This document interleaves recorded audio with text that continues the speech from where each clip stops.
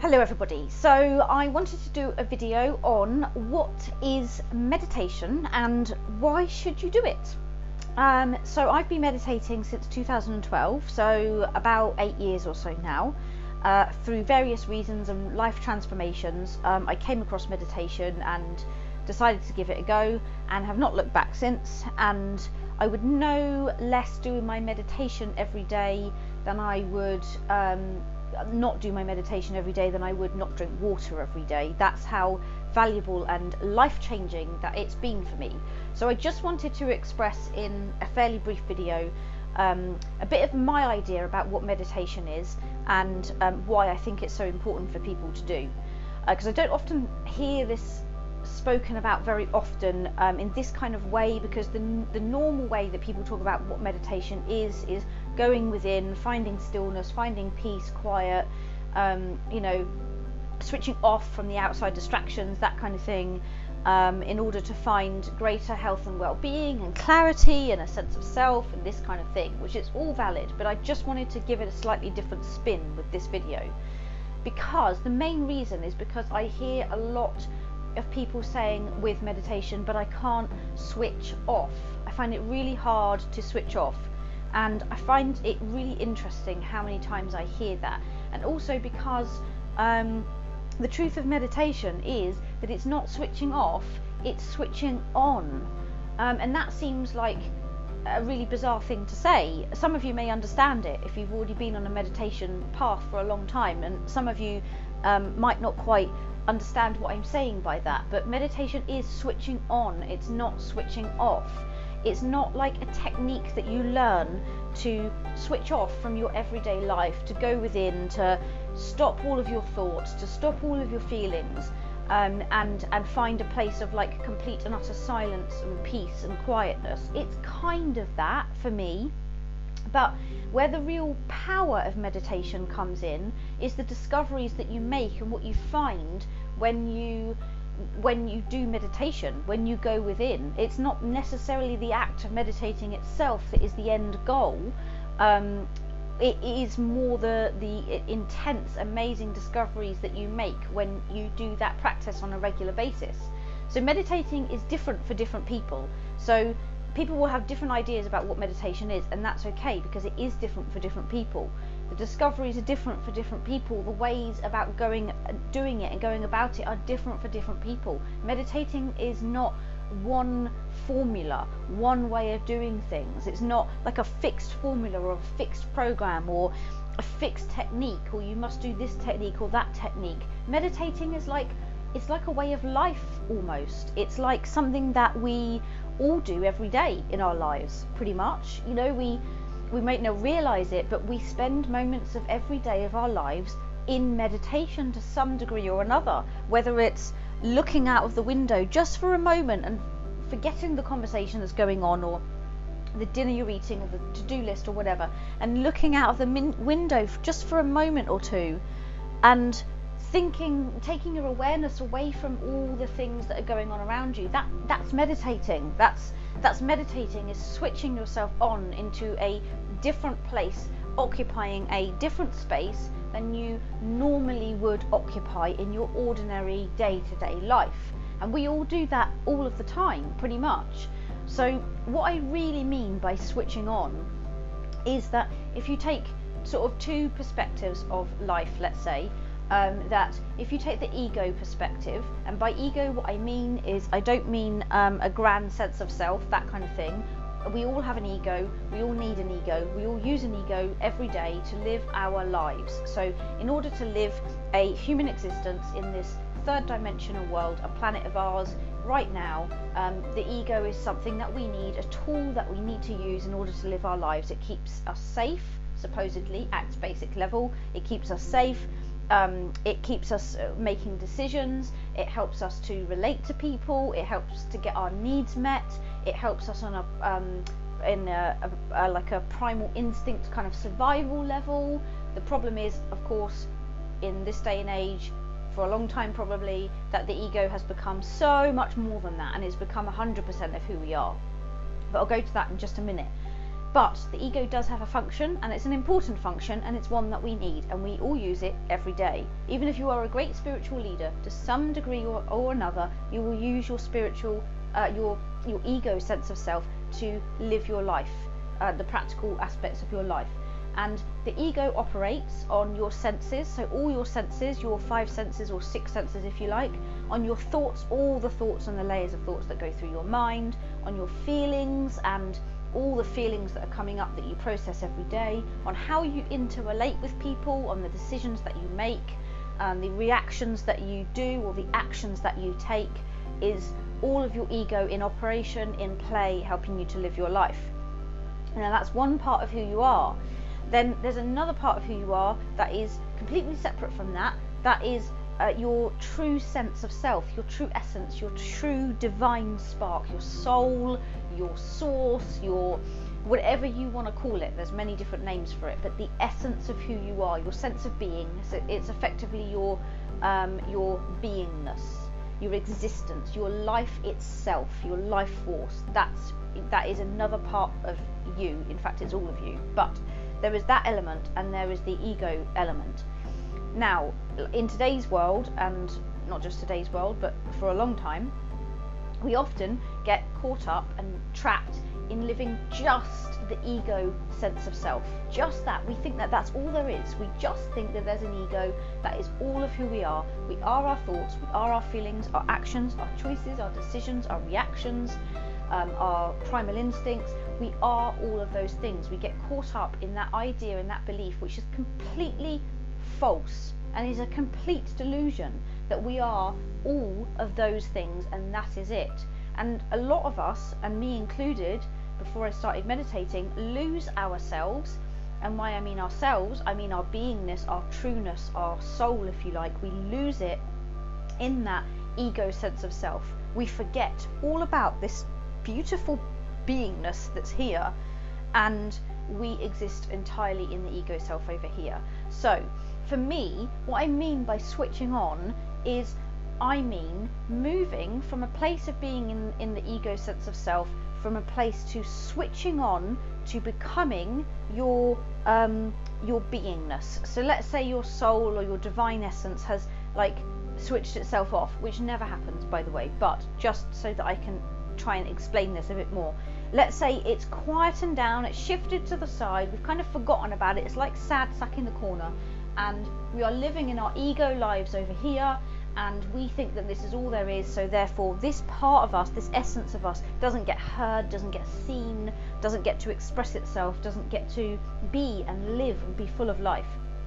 Now the truth is that this beingness, this essence of us, is always switched on, is always full of life, is always there, is always fully aware, and is always, vibrating at a high level of being and intense awareness, and is full of life force and full of power. The truth is, it's never sad sack in the corner, it's never really forgotten about, it's never dimmed down in any way, shape or form. All of our lights and our souls and our beings are just as light and switched on as everybody else's all of the time. It's just that what happens is that our ego sense of self gets so noisy and so busy and so involved that it just forgets about this other part of us, which is the true part of us. It just forgets. So what I mean, almost stripping it back a step further, is not necessarily that you're switching this being sense on because it's already on. What you're doing is you're switching your awareness to it. So you're switching on your awareness back to your true self, your true being, your divine essence. And you are switching off your egoic sense of self. You're switching off and quietening him down and putting that one back in the corner like sad sack, while you switch on your awareness of your being, your soul and your essence, which has always been switched on. It's just that you are now directing your awareness towards it, or in fact you are the awareness. Being is the awareness. Your awareness is coming into, again, the sense of being, and therefore like appearing to switch on. So in a way it's just quietening down that ego sense of self.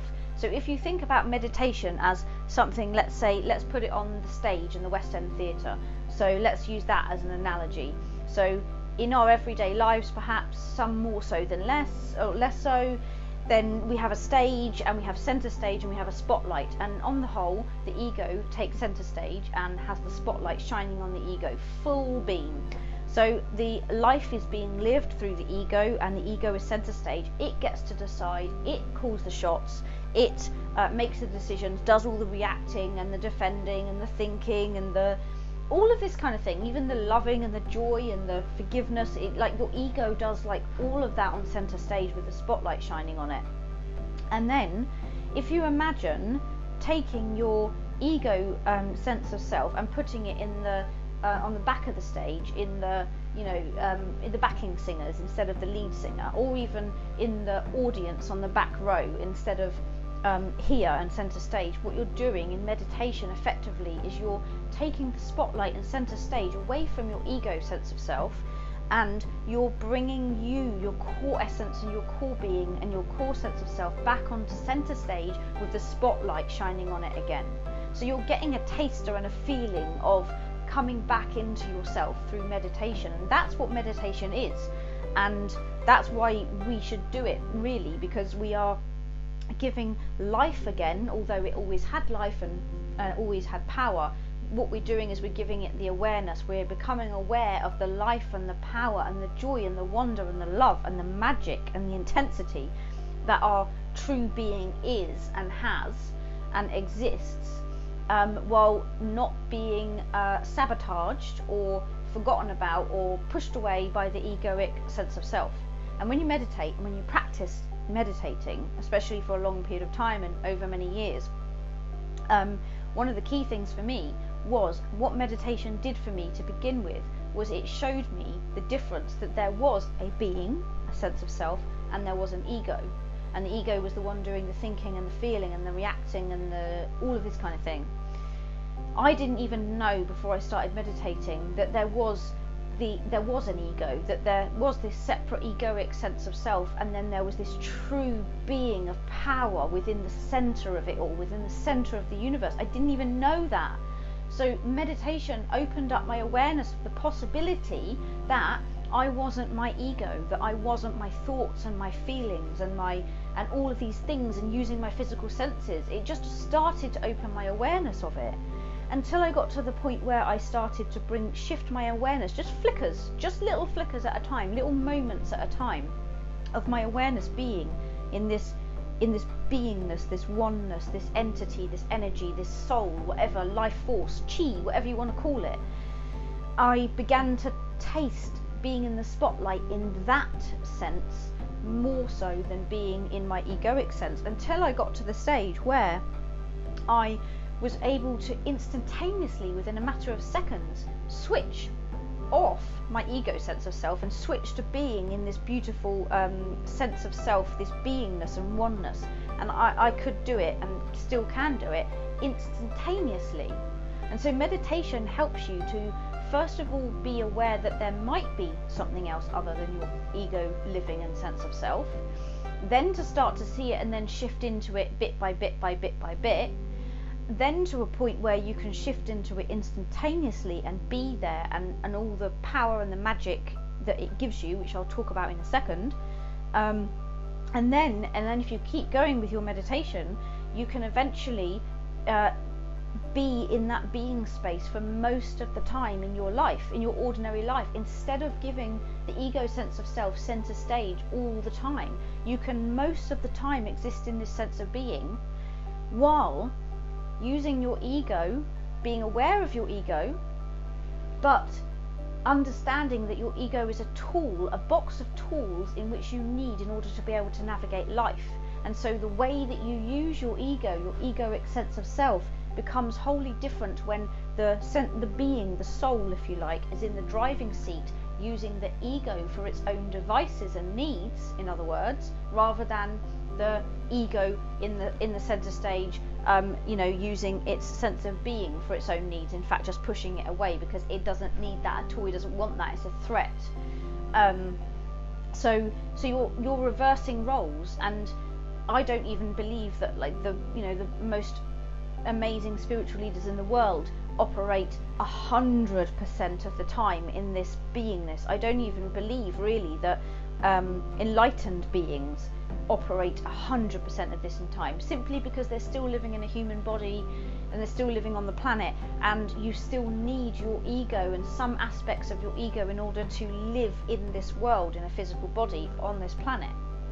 So, you know, this isn't about transcending and being in a state of beingness and oneness with your divine self 100% of the time. It's putting that in the driving seat, you in the driving seat, and seeing your ego for what it is and all those things around the ego for what they are, but using them in a more in a divine way rather than the other way round. So to me, that's what meditation is, and that's what I mean by switching on. I mean switching on your sense of divine self and your spark and your oneness and your chi and your being and your connection to source. Switching it on like a light bulb that is the brightest light bulb in the world, that's like the brightest star in the night sky. You were just switching it on again, or at least your focus on it and your awareness of it, therefore bringing it into the limelight because it was always switched on. So to me, that's what meditation is, and there's no like one practice that's perfect compared to another one. It is simply the act of choosing, making the conscious choice to remove your focus and attention away from the ego sense of self, acknowledging that it's there and almost becoming an observer of the ego sense of self, and making the choice to come back into your divine being and your divine presence.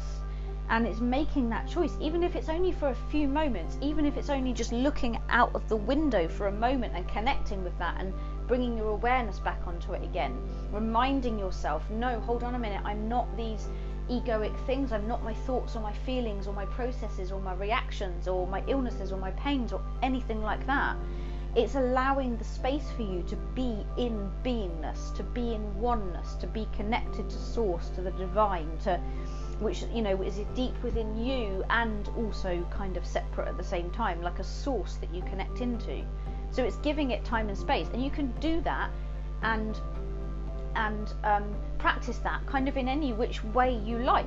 If that means you're going stand-up paddleboarding along a quiet river and that's what you're doing, so be it. If it means sitting in a dark room cross-legged on the floor with your fingers up, then so be it. If it means that you're riding a bicycle by yourself one day and you're in meditation there, like, so be it. You can actually be in meditation while you're talking to somebody. In fact, if you're giving a speech or a lecture or leading a group, or you can almost be in meditation in those situations too, because you've learned how to bring your essence and your beingness into such life and such light and such bringing it out into the open and experiencing you for who you really are. You really start to learn how to do that in other situations without letting the ego side of you get distracted, so it's awakening the observer within you, basically, is what you're training yourself to do in meditation.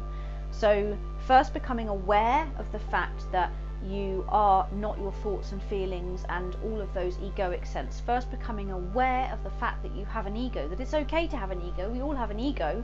We all have this egoic being that we need to use for practical purposes and relational purposes. So it's being aware of the fact that you have that, and you are not it. That is not you.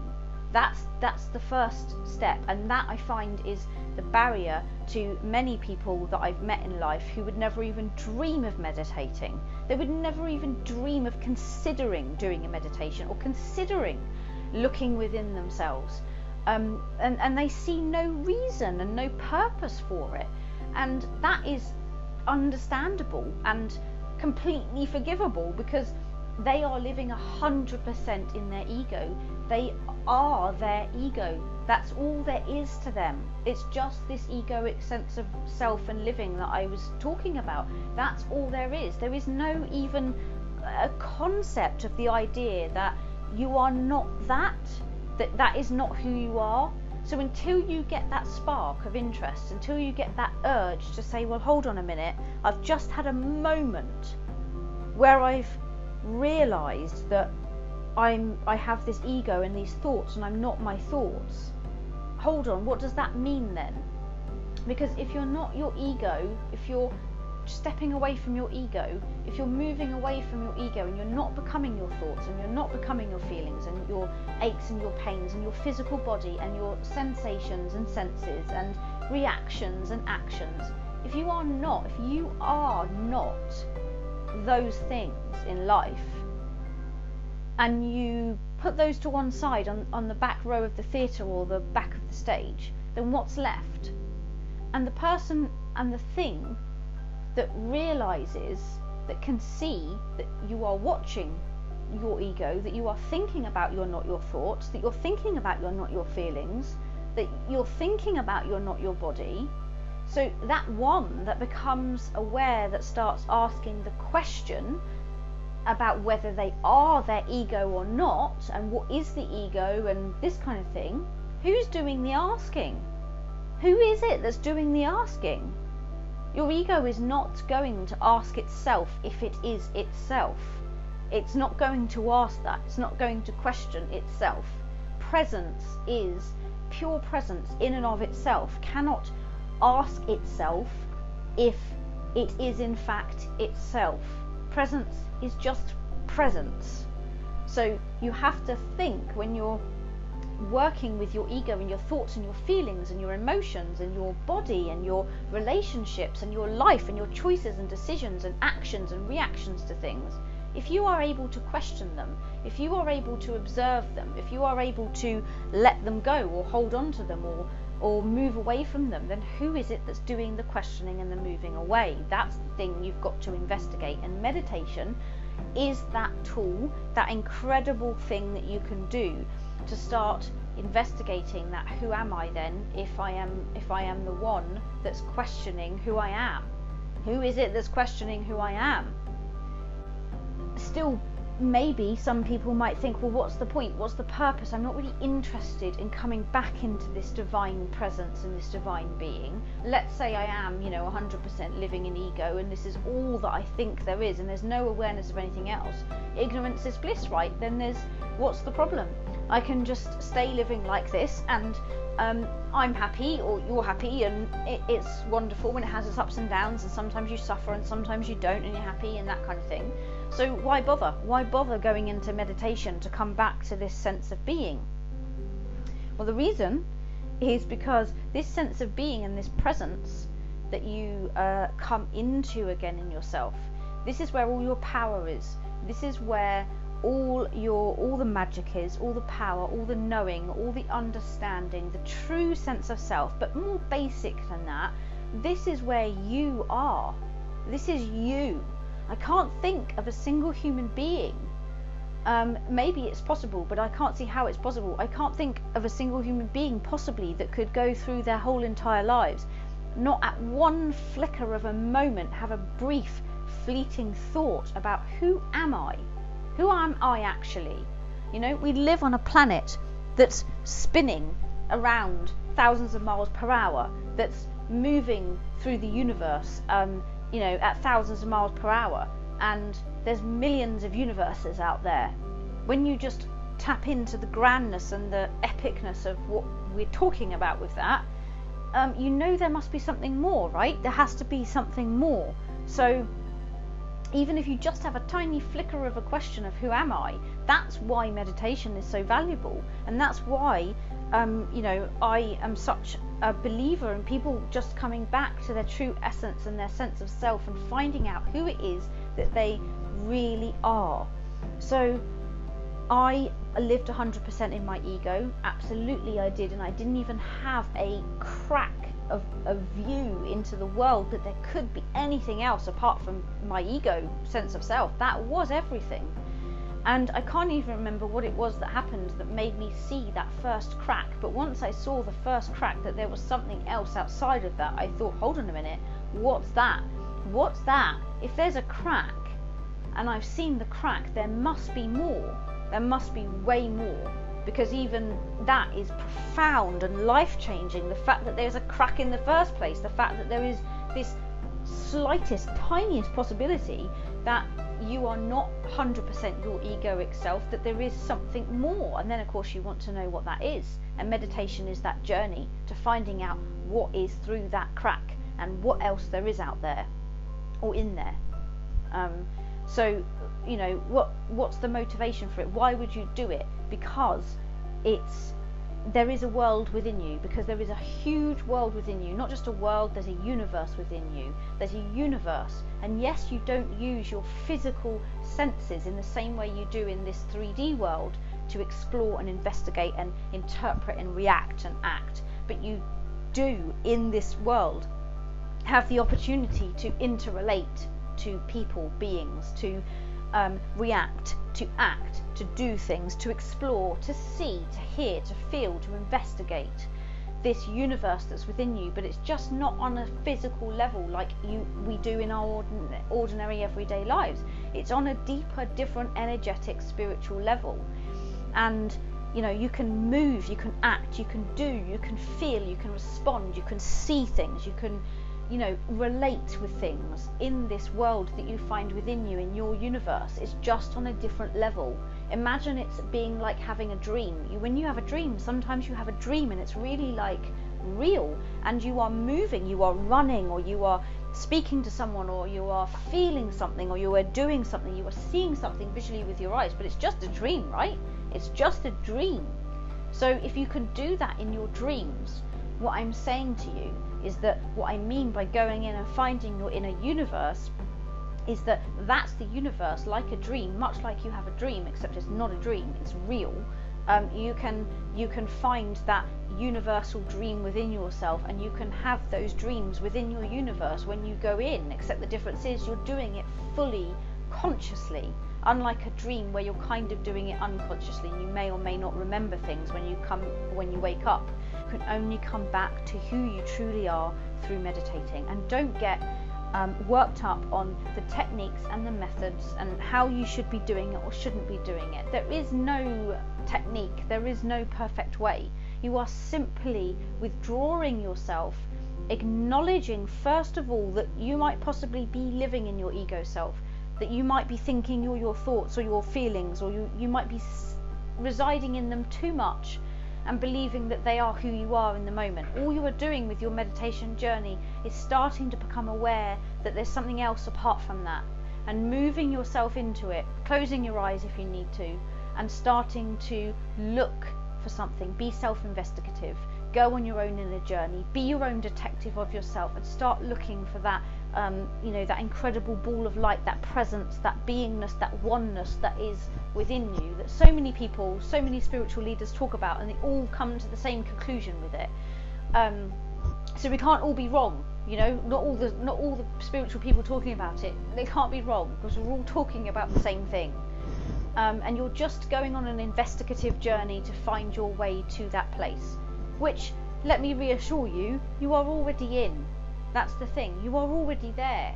You are already in that place of enlightenment, that experience of oneness and beingness and wholeness and completeness and incredible love and joy and bliss. You are already there. Everybody is already there. With meditation, you are simply using meditation as a way to switch on the awareness that you're already it, that you're already there.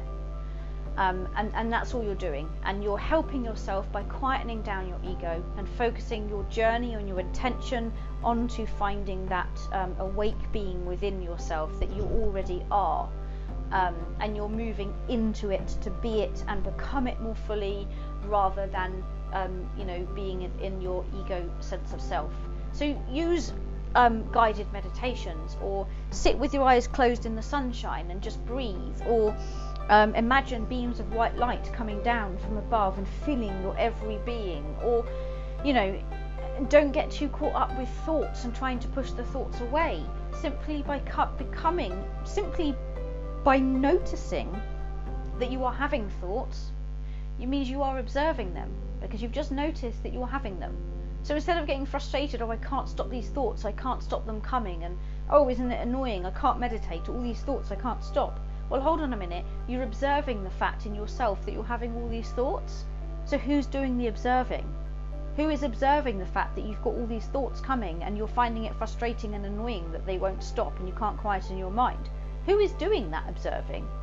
So sit in that being that's doing that observing. Keep observing. If you have all these thoughts that keep coming into your head all the time, just keep observing the fact that you have thoughts coming into your head all of the time. I hope that's helped in some way, and please try to meditate and practice meditation, even if it's half an hour twice a week. Just don't get caught up in doing it right or wrong. That's the key thing. And if you really are struggling with how to even get yourself into a space that you feel even resembles meditation, if you're still struggling with that, or if you are actually a practice meditator and you've been doing it for a long time but you're still not reaching the place of oneness and beingness and that divine energy and those divine discoveries and immense experiences that you're looking for, if you still haven't quite got to the richness of your meditation experience, then I can recommend this, which is utterly amazing, by a spiritual leader called Mooji, who has lots of YouTube videos as well. And he's written a little book called An Invitation to Freedom. And it's a very, very simple step by step, and you sit down somewhere comfortable in silence, nothing, no music, nothing, and you just read through page by page by page, very slowly, absorbing every single instruction that he's giving you. And then he starts to ask you questions when he's got you to a certain frame of mind and a certain place. And it is one of the most, out of all the tools I've ever used, one of the most incredible tools that I've ever used to get me to an incredible state of presence and beingness and oneness. And yeah, so I highly recommend that. So I hope this video has been useful, and feel free to put any comments in and ask any questions. And thank you very much for listening to my video. Namaste.